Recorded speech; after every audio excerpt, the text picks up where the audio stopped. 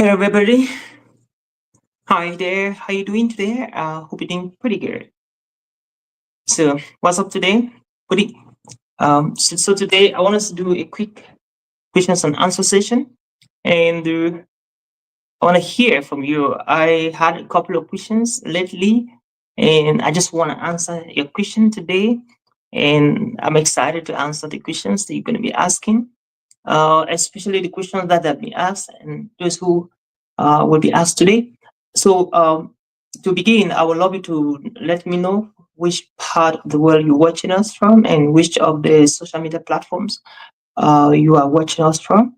And come on, ask me a question, and I'll be glad to answer your question. Even before I start asking the other questions that I have received in the past. Great.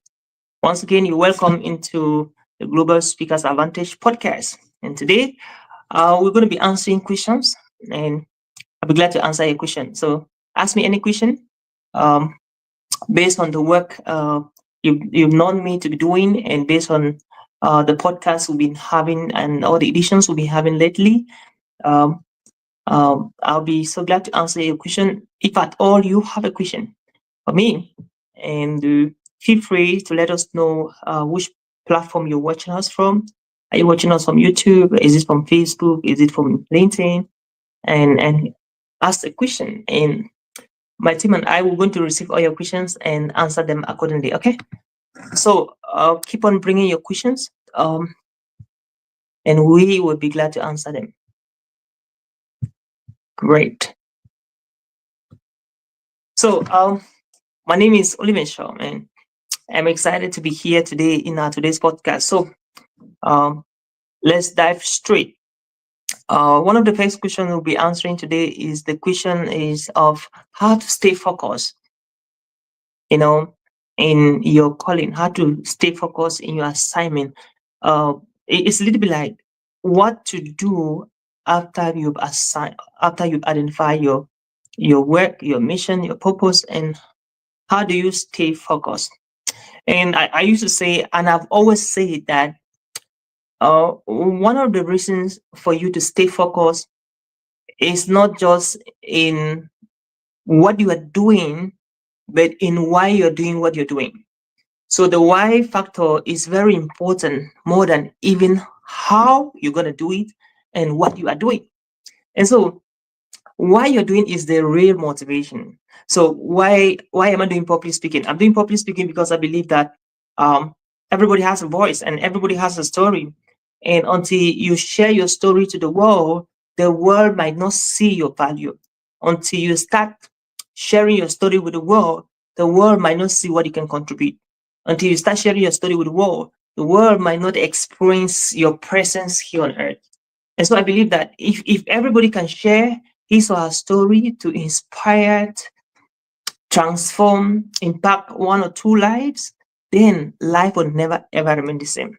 I'm doing what I'm doing today because I heard somebody shared his story. You know what I mean? Like John C. Maxwell shared his story. Professor Madison Garrison shared his story. Lisa Nichols shared her story. Oprah Winfrey shared her story. You know what I mean? So it means that if you don't share your story, there are a lot of people out there, they are not going to be inspired. They're not going to be impacted. They're not going to be transformed. And so that's why I began training speakers, and that's why I am speaking. I'm speaking because I am sharing my story, and many people directly or indirectly are inspired by my story. You know what I mean? Like I dropped out from school 7 times, but I did not give up. I still went back to school and completed my education. And today I've written 15 books. I've traveled and spoken virtually and physically in 10 countries plus. And what that's my story. And so if there is any way my story could be an inspiration to you, good and fine. And that's why I speak, and that's why I'm training speaker, and that's why I'm coaching speakers. And so the question was how to stay focused. So for you to stay focused, you need to know why you're doing what you're doing. So the question is, do you know why you're doing what you're doing? Because if you don't know the why, I bet you the slightest wind will blow you away, will push you away. And if you want to achieve unparalleled achievements in your life, in your time on earth, You need to have a stronger why you're doing what you're doing, because that is what will keep you on track. That is what will keep you focused. That's what will keep you going, irrespective of the storms, irrespective of the challenges, irrespective of whatever you go through. So you will keep on going because your why of doing what you're doing is very strong. And I always advise young people, especially young people and adults, even, that stop doing things because you see other people doing it. Don't do that. Samuel Tofi, for instance, is a Cameroonian soccer player. He's a true definition of success. Don't play football because Samuel Eto'o is playing football. If you don't have the passion, the calling, the stronger why to be playing soccer or football, don't do it.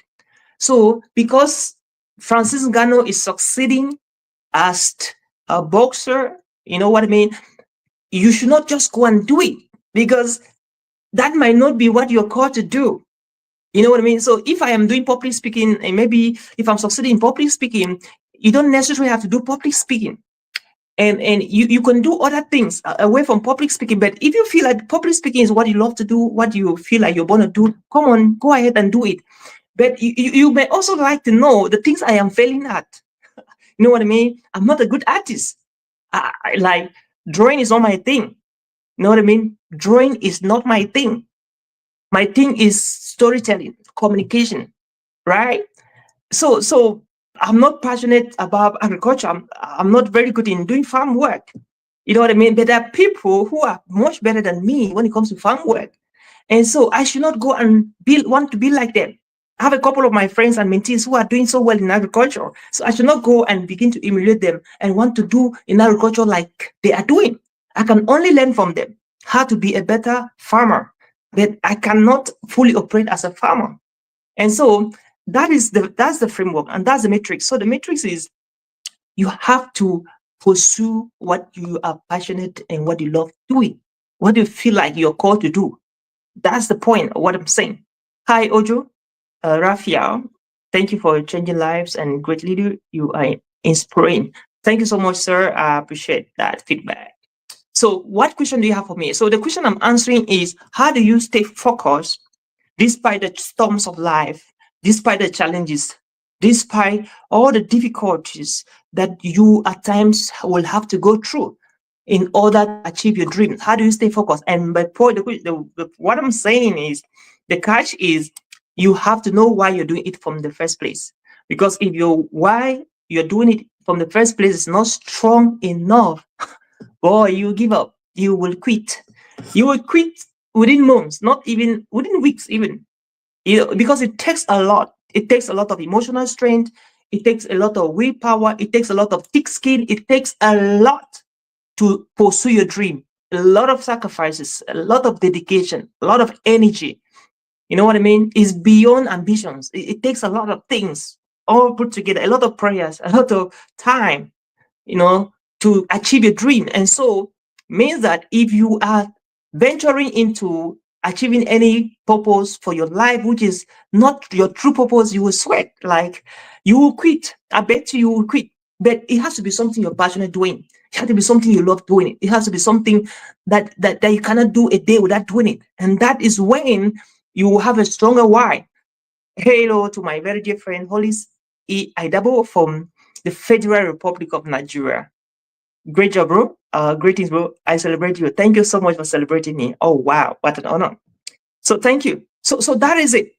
Come on, man. Ask a question to me, okay? What question do you have? Uh, you need to discover your why to succeed on your path to purpose. That's it, my brother. You must discover your why. I mean, people like Hollis, he is on fire because he has found his purpose. I mean, there are a lot of young people in Nigeria that started with Hollis in Africa, but many of them have quit. You know what I mean? Like, a lot of them have given up in that pursuit of purpose. But this guy is still here. I met him over 3 to 5 years ago.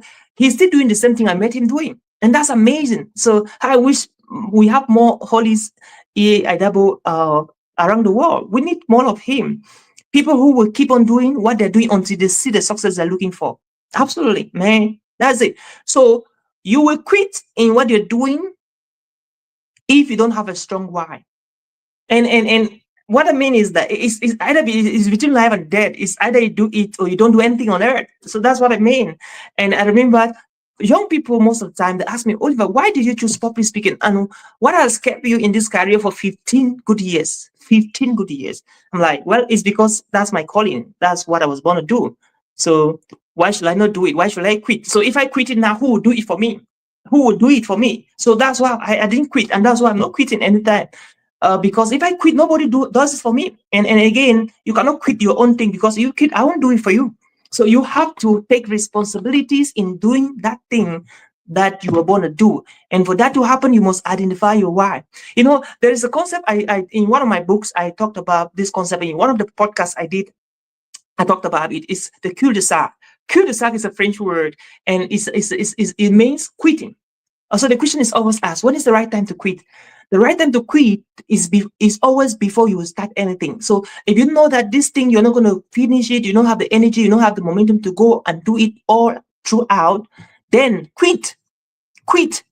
Quit right now if you don't want to quit along the way. So the best time to quit is before you start. And if you've started, my friend, you have to go through the deep. And what is the deep? The deep is the challenges, the ridicule, the pain, the exhaustion that you have to go through to get that goal achieved, to get that purpose, that dream realized. That's the deep. And so the deep is so sweet because only the best in the world go through the deep. You cannot become the best in the world in terms of communication, in terms of storytelling, in terms of ministry, in any way. The boxer, the soldier, writer, singer, an artist, whatever you are into it, you cannot become the best in the world if you escape, if you run away from the deep, my friend. So the deep is an exciting but very painful experience, very painful pace, very painful season of discovering your purpose on earth. And it is that deep that you go through that makes it sweet, that makes it taste better, that makes it interesting, that makes you, when you're eating in the morning, when you're celebrating your success, your victories, you feel grateful, you feel like you worked for it. If you don't go through the deep, my friend, you can never. People can even celebrate you and like, what the heck are you talking about? You know, it's because you've not gone through the deep. So when you go through the deep, you test pain. All pregnant women that they are delivering the baby, they go through the deep. So that labor period, that period between child labor and child delivery is what we call the deep. So just to put it in a simple way, everybody can get it. That's the deep. So the deep to a pregnant mother is the period between 7 months, 8 months, and the child delivery. So that painful moment, that period like that, between the last 2 months before delivery, that is what we call the deep, DIP. That's the deep. And if you have to relate it to your life and to my life, it is that moment where you are about to deliver your purpose of existing on earth that you have to experience the deep. And 99% of people, they quit right when they are inside the deep. And that is the worst mistake you can ever do in your life, to quit in the deep. The worst mistake you can ever do in your life is to quit in the deep. So never quit in the deep. And the best time to quit, like I said, is before you start. And once you've started, don't quit. I've never seen any pregnant woman who is about to deliver the baby who is so scared to go through labor until she delivers her daughter or her son. I've never seen. And just as a woman will not go through 7 months and just the remaining 2 months left to deliver, she will quit that, I'm done with the pregnancy. They don't do that because they cannot wait to see their baby. They cannot wait to welcome their newborn baby. So in as much as you have to go through the 7 months, and then don't quit within the last 2 months, because don't wait to welcome your new phase of life, your new self, your next step. Don't wait to welcome your version 2.0. Right now, you may be at version 0.1, 0.2, 0.3, 0.4, 0.5, 0.6, 0.7, 0.8, 0.9, 1.0. And right now, for you to move to from 1.0 to 2.0, you have to go through that deep, that tough period where you have to get to the next level of your life. And that's why when you're about to go to the next level of your life, life becomes fierce, very tough. The battles become very fierce and tough. And it only takes somebody who understands, who has a mindset of the deep to go through. Hi, Ojo. You must go through the deep if you want a better life. And important, don't quit in the deep. I love that, bro. Don't quit in the deep. So great. So that was the answer to that question. How to stay focused. And so I think we have even over answered the question. I hope that helped to whoever asked the question. So whatever question you have, just drop it as I continue answering more questions. So the next question is after how do you become a paid speaker? Right from now, you just have the talent to speak, you have the passion to speak. What are the steps you have to go through until you start making money speaking? Okay, that's a brilliant question. What are the steps you have to go through until you start making money speaking? So the first step I always say is number one, which is very important, is to refine your skills, is to polish your public speaking skills or communication skills. And for that to happen, you need to look for a public speaking school, academic institute where you can study public speaking. Now, when you go through the skill, it could be 1 month, it could be 3 months, it could be 6 months, it could be 1 year. Like what we do at the Texas Institute of Public Speaking, we have courses for 1 month, we have courses for 3 months, we have courses for 6 months, and for 1 year. So when you go through that process, when you're done acquiring the skills, polishing the skills, learning the frameworks, the methodology, the strategies on how to execute the skill and implement, the next phase is to work on your story. And one of the things we do at the Texas Institute of Public Speaking or the Public Speaking University is that we also help you to craft your stories, to document your stories, to write your own stories. Once you have your story ready, the next phase is now we do what we call your 2 minute reel or 5 minutes or 10 minutes. You need to have a video of yourself speaking live. You know what I mean? A video of yourself speaking live. So when that video is ready, then you have to develop your one-page sheet. Your one-page sheet is like your CV or your curriculum vitae or resume of speaking. So it has to do with the topic you speak on, the topics you train on, testimonial from 1 or 2 of your clients, your website, your contact, your email, how people can reach out to you, why they should book you. When that is ready, with all of the with a 5 to 10 minute video of you speaking in a live session about what you talk about, then you are good to go. The next thing now is you can contact event organizers. You can even volunteer to speak for free just to get more exposure, more marketing. And if you keep on being consistent, before you notice, boom, you will already become a paid speaker. Before you notice, boom, you become an international speaker. Before you notice, boom, you become a top global speaker. And so those are the stages you have to go through to eventually live your dream of becoming a professional speaker. And so, it's time. So I'll answer last 2 more questions before we go. So, what's the next question? The next question I got here is how do you move from being from speaking for free to being paid to speak? You know what I mean? So, 2 things you can do to move from speaking for free to speaking for a fee. It's a little bit like from freemium to premium, from freemium to premium. So how do you move from freemium to premium? Number one, make sure that everybody around you who knows you know that you are a speaker and they know the topic you speak on. When I started my speaking career, all my friends on my WhatsApp status and Facebook and family, relatives, and friends and colleagues, I told them that I'm a speaker. And I told them that I speak on resilience and change and adaptability, and I speak on public speaking. Public speaking, you know what I mean to speak on public speaking? So that's what I do, my friends. So everybody knew that I was a speaker. Who knew me? So the first thing I tell people when I meet them, when it is my turn to talk or to speak or to share my own part of the story in a networking event, I'll tell them that I'm a speaker. First thing first.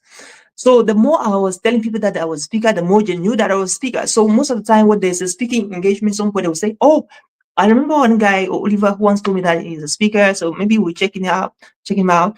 And so that's the first thing you do. Let people know that, that this is what you do, because you can be so good in what you're doing, but if people don't know that this is what you do, you may never have the opportunities that you deserve. So it's not just about being good, it's about showing up. It's about showing up, because the best people out there that excel so much, they're not really necessarily the best in their own domains or industries. They are just good in marketing. And so you don't have to play around with your marketing too. Then when you already let people know this is what you do, then as you are letting people know, you have to constantly work on yourself, constantly refine yourself, constantly educate yourself, constantly learn, constantly upgrade, constantly update yourself, and learn as much as possible and be actively doing it. There's what we call social proof. People can know that this is what they do, but if they don't see you doing it, they will never trust you. So there's one thing telling people that this is what you do. Another thing is telling people that, showing people that you're doing it. So telling people and doing it. So it's like walking the walk. So you need to walk the talk and walk the walk. So you're telling people that this is what you do, you're doing it, and they're seeing it, and they're seeing the evidence, they're seeing the proof. That's social proof. So you need to just flood your social media platform with what you do. A little bit, like, not all the time. There's a strategy in posting. You don't post about what you do all the time. So we divided into three parts. The first one is 70% of content you should be posting should be self-help. How can you help people to live better lives with what you do? Share content, share a lot on what they're doing, on what you're doing in ways can help people, not charging them. The second thing, talk a little bit about yourself, just 20% about yourself. 10% should be about what you do, and then asking people to buy. So if you focus on 70% content, how to help people become successful, better lives, live a wonderful life experiences, then number two, 20%, you focus on talking a little bit about yourself. And then 10%, you focus on talking about what you do and how it can benefit them by them buying. Then you will be a very successful uh, at what you do. And so when you start doing that, now you can now volunteer for opportunities to do that at a higher scale. You know, I remember I volunteered speaking a couple of conferences in and out of Cameroon, and now even here in the US, I do a lot of I speak in a couple of conferences just by volunteering. And the more I do that, the more opportunities I have. You know what I mean? The more I do that, the more opportunities I have. And so when you volunteer, it pays off, because volunteerism is power. And there's nothing like, let me just close with this. I don't have much. There's nothing like free speaking, my dear friend. There's nothing like free speaking. Anytime you're speaking for free, even if they don't pay you, or the event organizers don't pay you, there is always an indirect way you can pay yourself. Number one, just the fact that you were exposed in that platform, many people have known you. If you had to pay a TV house, a media house to advertise yourself, to market yourself, it could have been more than how much you have gotten from that opportunity to expose yourself. So look at speaking for free as an opportunity to get exposure, get experience, and get connections where they can pay you to speak. Number two, when you speak for free, you have pictures, you have videos. These are very sensitive information I share only with my coach, with the mentees and the people I coach in the speaking industry. And I just wanted to share one or two of them here. Maybe you could help. So when you speak for free, you get pictures and videos while you're on the stage. And when you post the pictures and videos on Facebook, on LinkedIn, on YouTube, people will not ask you, were you paid or you are not paid? They will just know that you are speaking and you're doing well. You know what I mean? And because of that social proof that people can see, they can use that as an evidence to book you and pay you to speak. And so remember, you speak for free. And because of that, you got some exposure, you got some pictures and video footages that are helping you now to get paid speaking gigs. And so that is it. So there's nothing like speaking for free. There's always a reward from it. I learned this lesson the hard way from my dear mentor, Charlotte Kemp from South Africa, and it's a game changer. It has been a game changer for me as well. So, guys, thank you so much for showing up this afternoon. It's such a blessing to have had you here. A high shout to my very good friend Taco Bonnie Jeko, thank you for these great tips on my way to Boyer to attend a nurse conference. Oh my God, you're always attending events and speaking. I love that. I love that. But if he's one of my students and he's doing so well, he just came back from Kigali, Rwanda, where he was speaking in NCD's conference. And thank you so much, everybody. Hope this was of great help to you. Thank you, Bonnie. Thank you, Ojo Rafiu. Thank you, Hollis Adabo. And thank you, all my YouTube friends and LinkedIn friends and Facebook friends. I'm looking forward to see you on Tuesday, God willing. And that was it for today. This was Walking the Talk podcast, and of course, our Global Speakers Advantage podcast. And here we talk about public speaking strategies, getting booked to speak, getting paid to speak, and how you can be able to position yourself in a strategic location to get paid national speaking gigs and international speaking gigs. And for today, we're looking at questions and answers with Oliver Shom. And it's been such a blessing having the few minutes with you. And I can only say, what a time, what an opportunity to be alive and to experience these kind of things. If we don't meet again, see you on Tuesday. God willing. Bye.